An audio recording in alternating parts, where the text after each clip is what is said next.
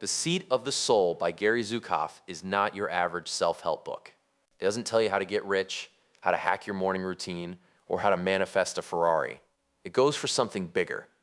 It asks you to rethink what power even means, and not the kind of power that gets you a corner office. Zukav calls that external power. He's after authentic power.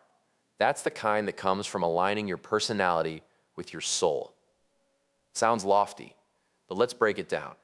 First, Zukav says humans are evolving, not in the Darwin sense of growing extra thumbs or losing our appendix. He means we're shifting from being five-sensory humans to multi-sensory humans. Translation: we're moving from relying only on sight, sound, taste, touch, and smell to tuning into intuition, energy, and vibes. Yes, vibes. The stuff you feel when you walk into a room and instantly know if it's friendly or hostile. That's the multisensory upgrade. So what's the point of this upgrade? Authentic power. External power is about control. Who's in charge? Who has the money? Who can bend others to their will? Authentic power is different. It's about self-mastery. It's about knowing your intentions, owning your choices, and aligning them with your soul's purpose. It's not about beating others. It's about becoming whole. Now let's talk karma. Zukav doesn't treat karma like a cosmic vending machine where you put in good deeds and get a prize later. He frames it as energy. Every action, thought, and intention charges your soul with energy, positive or negative. That energy doesn't vanish. It sticks with you, across lifetimes even. So if you're carrying bitterness, jealousy, or fear, that's baggage.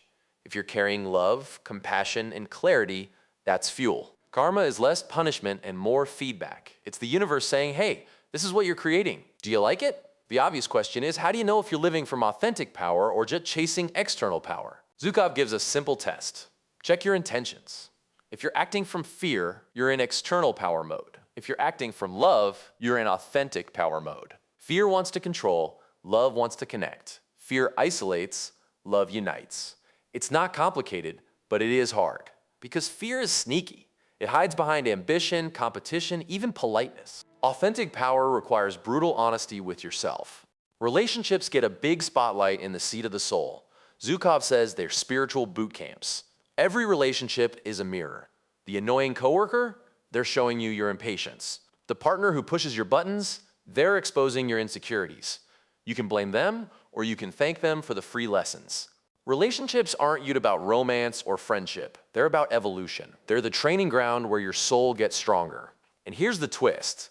Multisensory humans don't see themselves as isolated. They know we're all connected.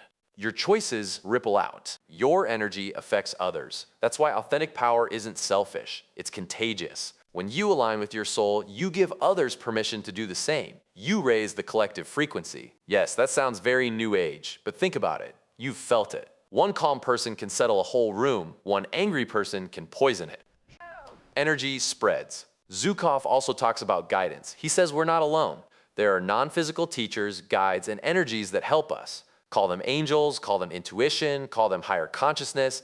The label doesn't matter. What matters is listening. Five-sensory humans dismiss gut feelings as irrational. Multi-sensory humans trust them. That's why they evolve faster. They're not ignoring half the data. So what does this mean for you? It means stop chasing power that depends on others losing. Stop measuring success by how much you control. Start asking, what's my intention? Am I acting from fear or love? Am I aligning my personality with my soul? That's the real work. And it's not about being perfect. It's about being aware. Every choice is a chance to shift. Let's get real. This isn't easy. Authentic power doesn't come with a checklist. It comes with practice. You'll slip. You'll act from fear. You'll get triggered. That's fine. The point is to notice, to pause, to ask, what energy am I creating right now? That's how you evolve, not by pretending to be enlightened, but by catching yourself in the act and choosing differently. Now for the fun part. If you're thinking this all sounds a bit mystical, remember this. Zukav's book came out in 1989. Decades later, it's still selling. Oprah called it life-changing. Millions of readers swear by it. Why? Because it doesn't preach, it reframes power in a way that makes sense. External power is fragile. It depends on circumstances. Authentic power is solid. It's yours. No one can take it. That's why it resonates. So what does this mean? If you want to evolve, start small. Notice your intentions. Pay attention to your gut. Treat relationships as teachers. Stop outsourcing your power to status, money, or approval. Build authentic power. That's the seat of the soul. And if you want more breakdowns like this, subscribe, like, and drop a comment. Let's keep evolving together.